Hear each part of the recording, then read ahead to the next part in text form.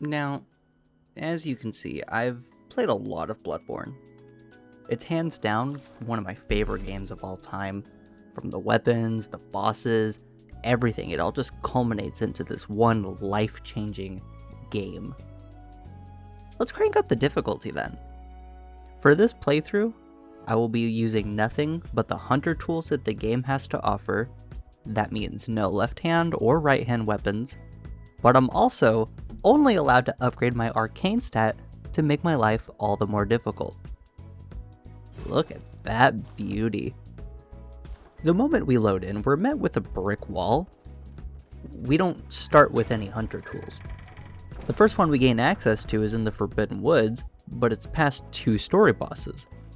So we decided to perform the wolf gate skip. This is done by having the first wolf you encounter grab you up against the shortcut gate while mashing your bumper and trigger buttons.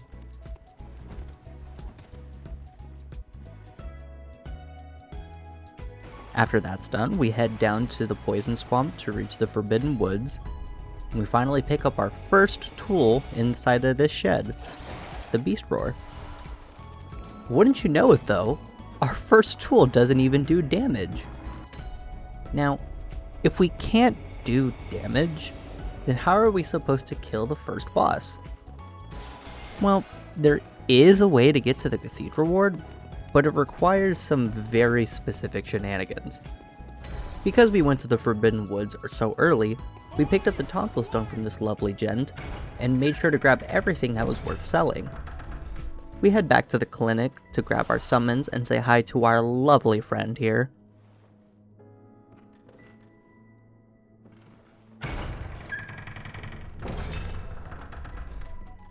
Are you out on the hunt?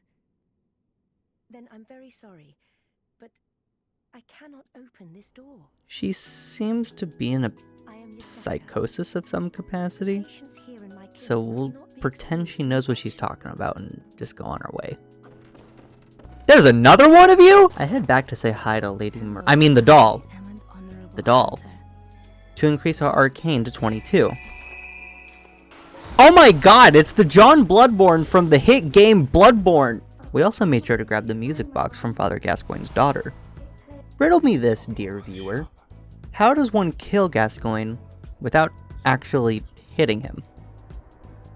By making him listen to the sweet sounds of this music box, of course. You should 100% play it 3 times for him to finally let the alpha come out of him. Now that he's all giddy and excited to show us his new dance moves, stand here next to the gates of his enclosure and wait for him to try to give you a big hug. Project his advances by dodging away at the last minute, and he should... Silly boy, you aren't supposed to get stuck on the pillar. Let's try that again.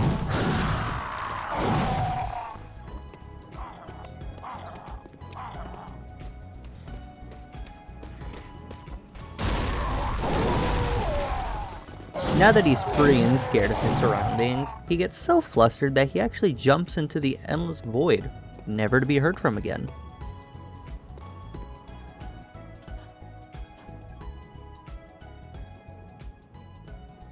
How lovely.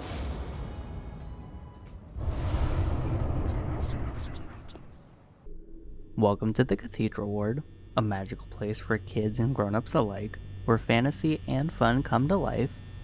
Oedon Chapel Dweller is not responsible for damage to property or person. Upon discovering that damage or death has occurred, a missing person report will be filed within 90 days. We need this gate open in order to access what we need, so let's grab some goodies to sell in order to afford the 10k that we need to buy the key for the store. So, let's head down and get the lamp over in Old Yarnum. Oh hey, a use for the Beast Roar. We buy more shit to sell more shit, and finally, we can afford the...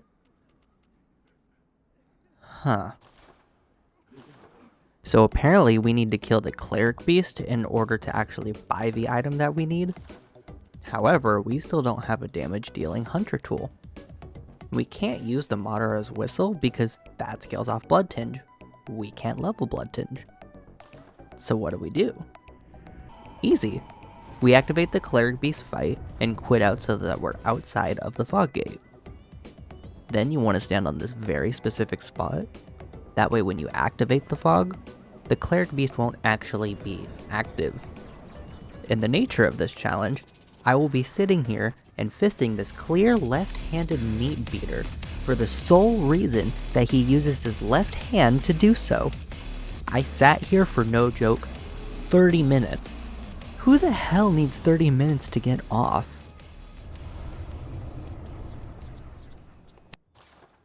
Anyways, with him dead, we finally buy our key and increase our arcane before leaving to go on a lovely walk to this beautiful building. I actually wonder what's in here. Oh god! What the fuck? What the fuck is that? Did that asshole seriously take me to a lecture building? I'm not a fucking nerd. It's here that we can obtain every sick freak's dream, a tentacle that comes out of an interdimensional fucking portal. The auger is amazing, don't let anybody tell you otherwise. A hunter tool that can parry and backstab. Surely this will be helpful for a very specific boss. Now, bullets and vials are always a bit of an issue, and there are plenty of ways to farm for them, but I like making my life a little bit easier. So we head down to Old Yarnum to do to Bloodstarved Beast what was done to Celeste from Hoonie Pop.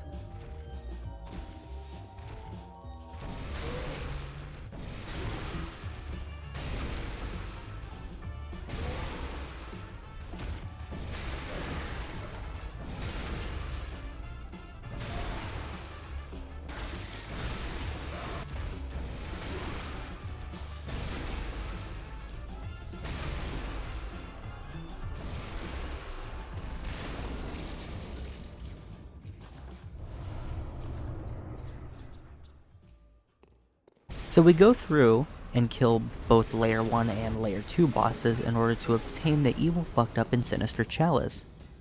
We use this chalice to create the Kamamamafaka, which is just an easy way to go about blood echo grinding.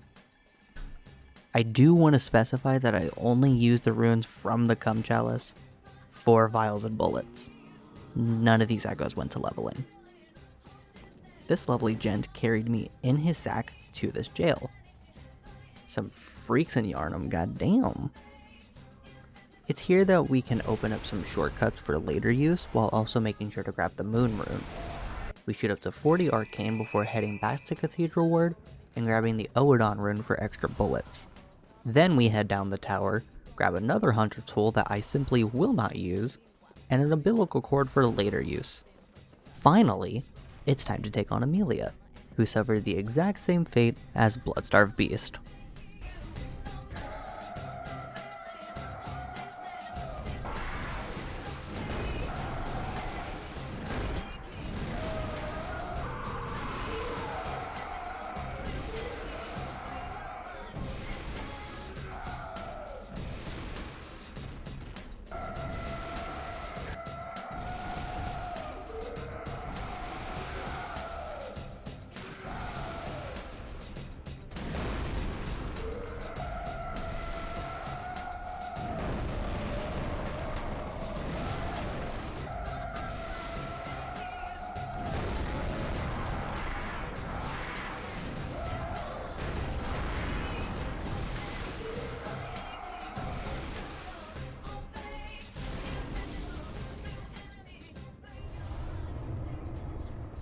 We sent this lovely worker to our good friend Meatwad, while sending the other bloke to get experimented on by the evil blue aliens. The door to the Forbidden Woods is properly opened, but we want to make a quick detour in order to fight a few witches. I embarrassingly died to the damn witches of Hemwick on my first attempt. So, I came back to give them the backshots of Cthulhu until they evaporated from how drenched the wicked witches got.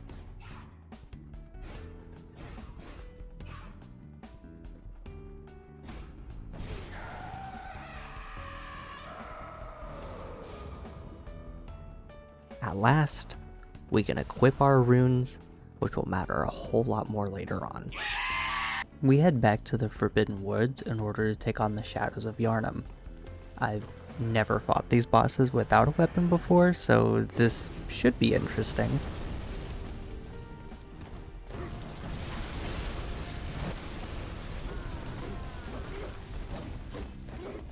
You know what?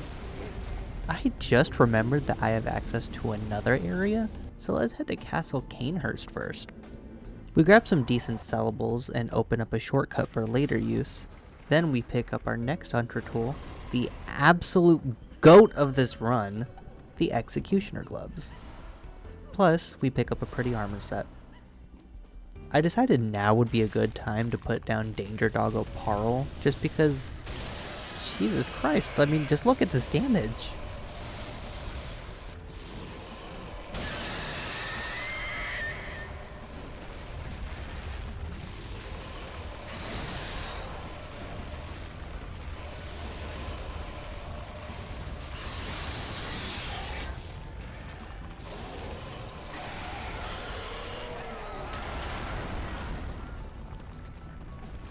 Then, we head back to take on the Yarnamites. After a silly death, we run against Ye's clones one more time.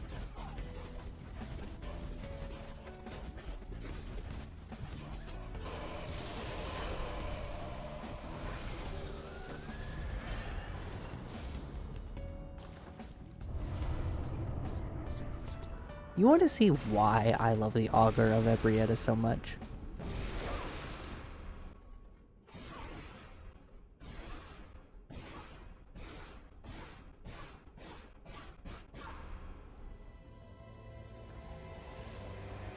We grab a key and another hunter tool that I just can't use because it's a weapon buff.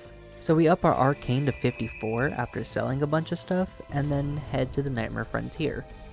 Now, I genuinely despise this area, so here's a really quick skip in order to make everybody's lives a little bit easier. To make it, we use the music box that we actually got from Gascoigne. If you come over to the shortcut and use the music box to inch yourself off the ledge, just before hitting the bottom, make sure you quit out of the game. And when you load back in, you should have a really short fall before you land safely on the platform. Hi, Amy. Bye, Amy.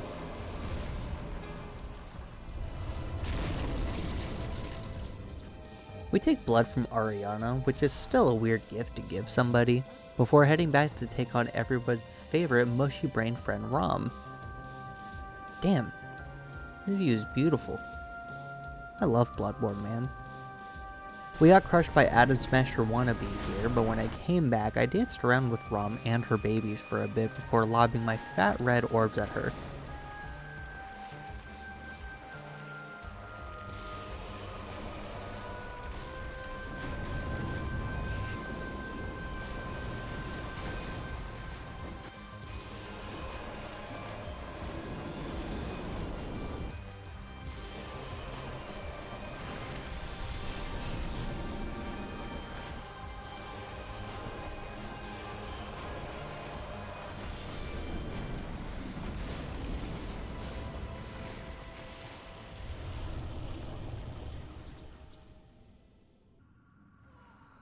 God damn!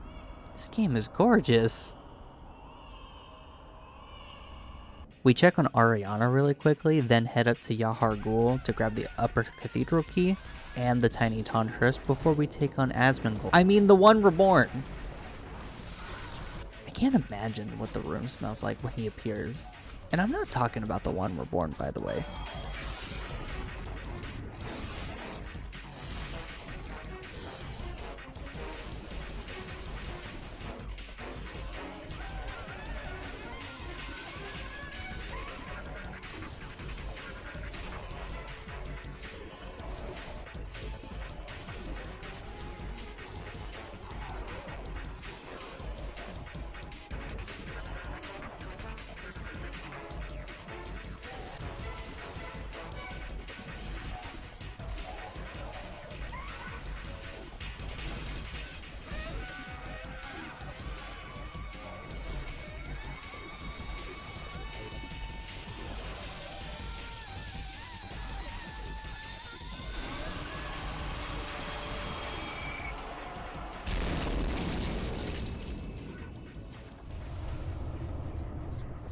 I don't want to talk about this death on my way to the Upper Cathedral.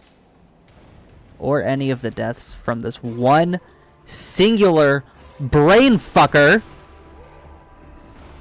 The Celestial Emissaries are actually blocking my favorite hunter tool, and gives us the only use for the Tiny Tonitrus for the rest of the base game.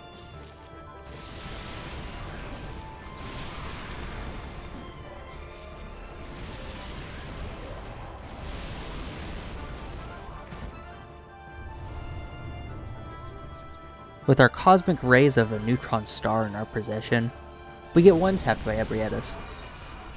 It's okay though, because we come back from these.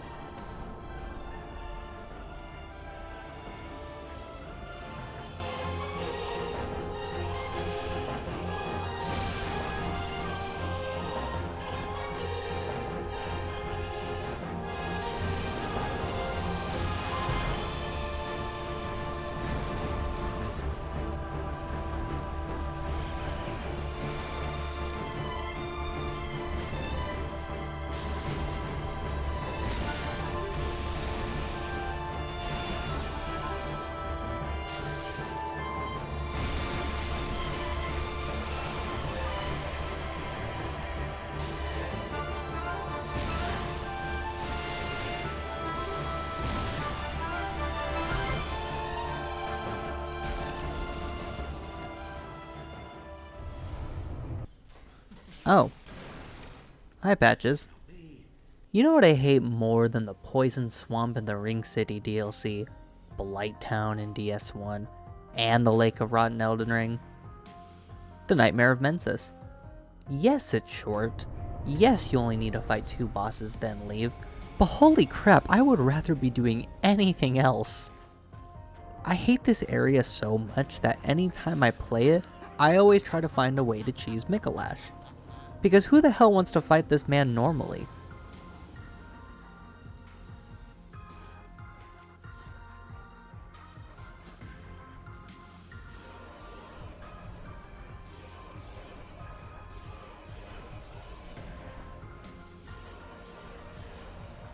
I thought I would have to actually fight him in his arena due to my inability to use poison knives, but silly me, I should have known that this would work too.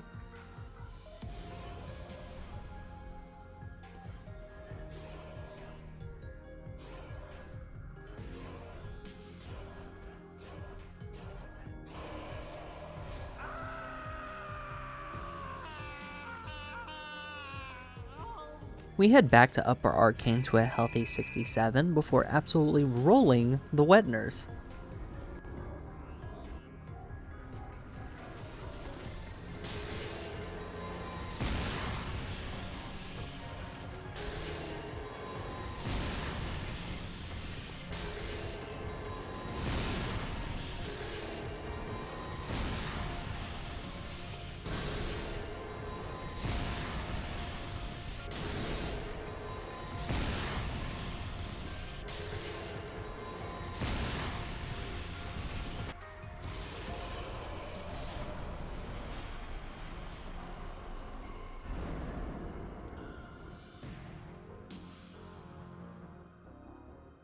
Goofy ass great baby. We once again forgot a boss and went on my merry way to finish off Martyr Ligarius. After a few embarrassing deaths and a singular blood bullet to my name, we finish off this martyr.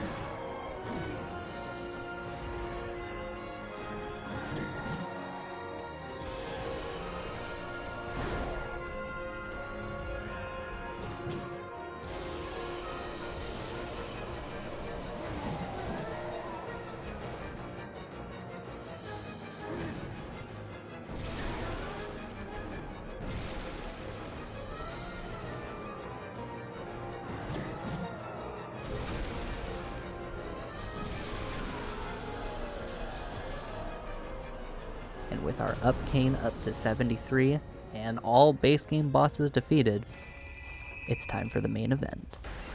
We head back to the Cathedral Ward in order to steal this baby's umbilical cord.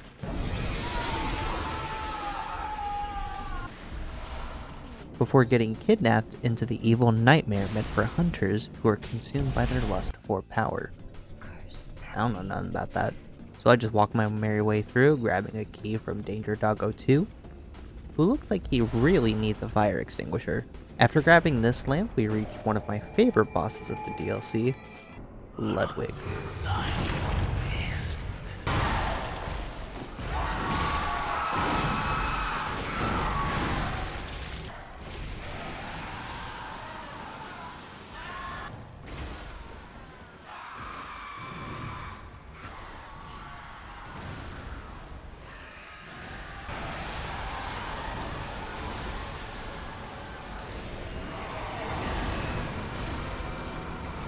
This is the point where I realize I should probably go max out my arcane.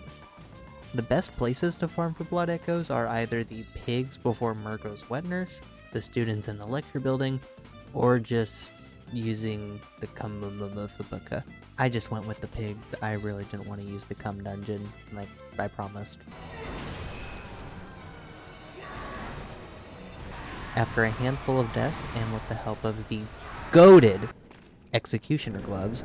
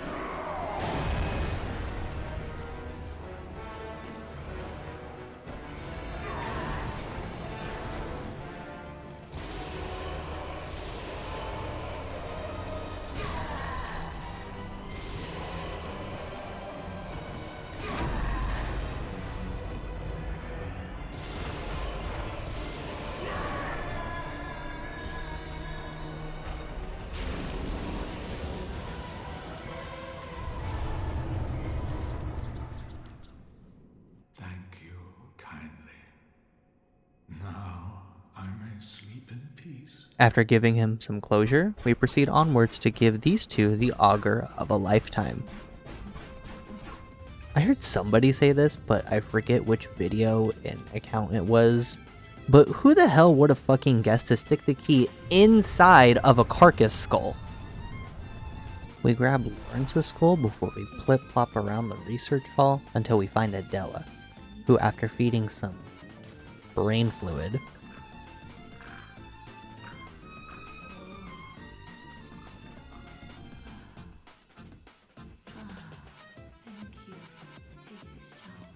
gives us a key to the Lumen Gardens, which gives us our trusty Snout Rocket. We head back up the hall in order to make use of the Tiny Tonitrus for the last time of the run.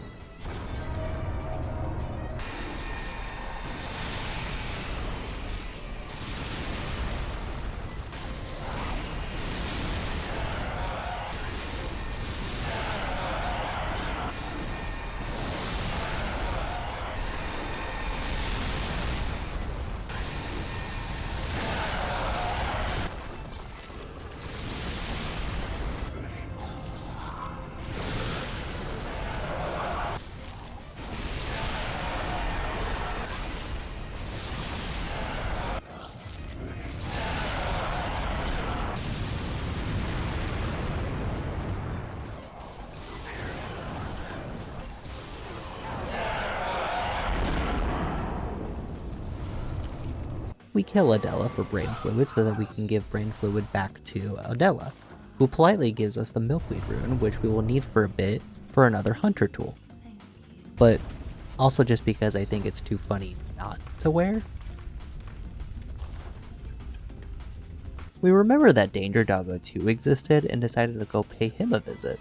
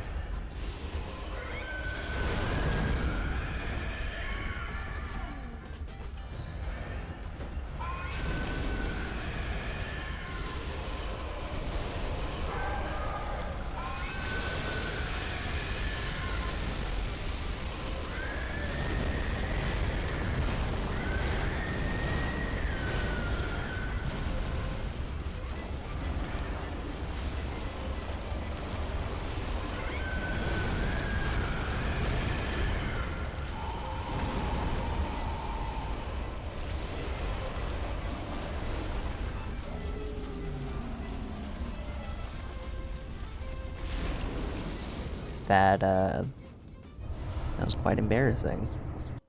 Maybe Lady Maria will give us a better challenge. I've never fought her before without a gun, so this should be interesting.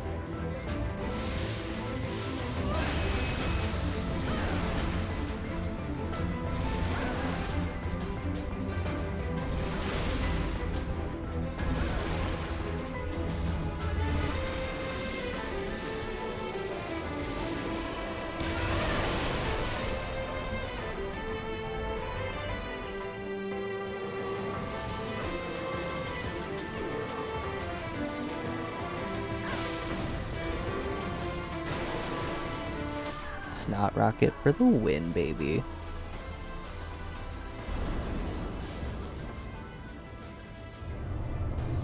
This NPC walking towards the tower in the fishing hamlet will actually give you a hunter tool if you're wearing the milkweed rune. It's pretty good, but for the upcoming boss it actually proved to be quite lackluster. Have you ever had a game test you to your breaking point? Trying to do something that you're fully capable of doing, only to then be met with the realization that you truly don't know what you're getting yourself into? Well, let me introduce everyone's favorite babbling baby, the Orphan of Cause.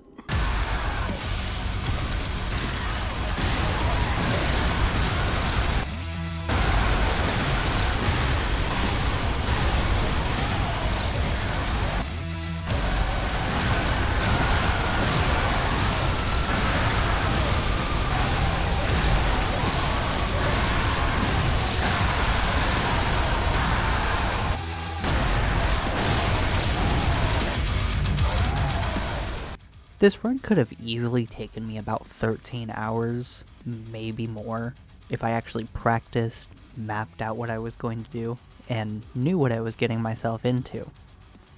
Taking away Orphan from this, I would have had about 11 hours of footage until the credits rolled. Orphan of Cause? 11 hours of footage alone. Throughout this run, I haven't had to touch the Chalice dungeons for anything other than blood echoes. After about 6 hours of attempts, I ran through these glyphs in order to obtain the max clockwise metamorphosis and the formless Oedon runes.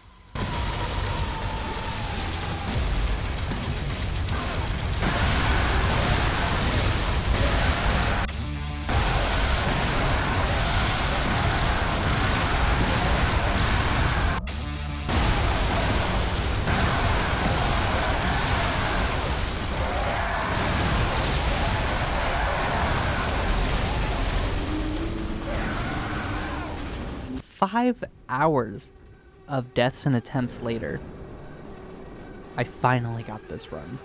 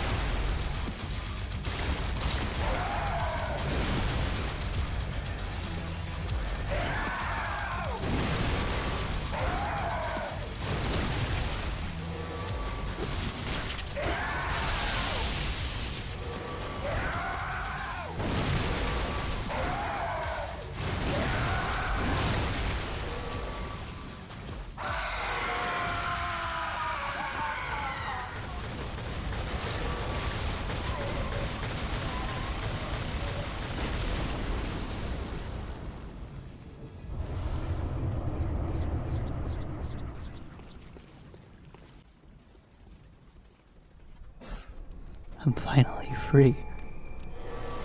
I'm finally free from this torment. I'm finally free. Now there's only one thing left for me to do. We eat all 3 of umbilical cords and take on our final challenge of the run. Now, I will show you mercy. You will die, forget the dream, and awake under the morning sun. You will be freed from this terrible hunter's dream. Farewell, my keen hunter. Fear the blood. I hit the wrong fucking option. God! You know, this actually works out perfectly. Gehrman and Moon Presence are kind of pushovers in the base game, so I blitzed through the entire game on New Game Plus doing what was only required of me to get the ending. You can tell I really didn't do much because the doll gave me her default dialogue, and the DLC/weapon pickups are still over there. Anyways, though, let's enjoy this moment.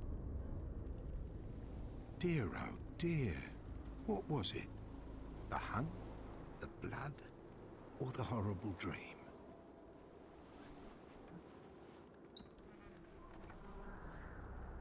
Oh, it doesn't matter.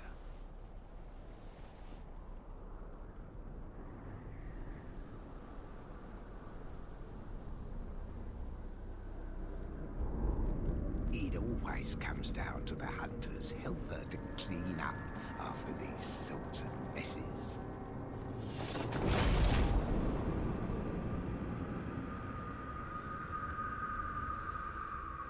Tonight, Gehrman joins the hunt.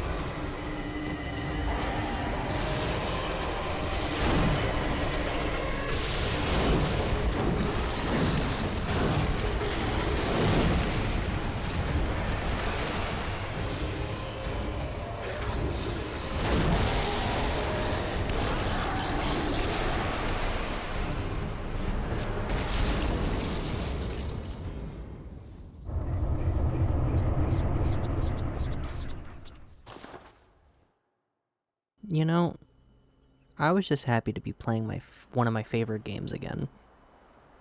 If you have any challenges for other games, not just the Souls games, or some more challenges for the same games, please let me know down in the comments.